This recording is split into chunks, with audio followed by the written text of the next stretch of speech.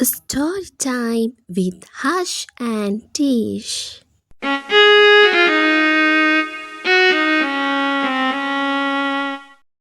ආයිබෝවන් පුංචි පොඩිත්තනේ. අද ශෂී නැන්දාලට කියලා දෙන්න යන්නේ හරි අපූරු ලස්සන කතන්දරයක්. වඳුරු රාළ කෙනෙකුට වෙච්චි ඇබැද්දියක් ගැන තමයි අද කතන්දරේ කියලා දෙන්නේ.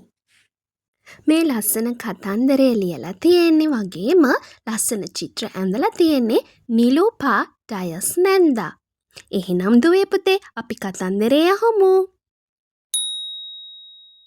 අද අපේ කතන්දරේ නම තමයි වඳුරු හාමිගේ රැවුල කැපීම. ඔන්න ඉතින් එක ගමක ගම ගෙදර බණ්ඩ මාමා කණ්ණාඩියකින් මුහුණ බලාගෙන රැවුල කපනවා. ඊළඟ ගසක සිටි වඳුරෙක් ඇහි පිල්ලන් නොගහ මේ දිහා බලාගෙන හිටියා. රැවුල කපලා අවසන් වූ බණ්ඩ මාමා දැලිපිහියයි කණ්ණාඩියයි එතනම තියලා ගෙට ගියා. වඳුරා එතනට ගිහින් කණ්ණාඩියයි දැලිපිහියයි අතට ගත්තා. කණ්ණාඩියෙන් එළියක් වැටුණ නිසා වඳුරා බය වුණා. වඳුරා කණ්ණාඩියෙන් මුහුණ බැලුවා. එයාගේ මූණ කණ්ණාඩියෙන් පෙනුන නිසා ඒකටත් හුන්ටටම බය වුණා. ඒත් කණ්ණාඩියෙන් කිසිම අනතුරක් සිදු නොවුණු නිසා වඳුරා දැලිපිහිය අතට ගත්තා.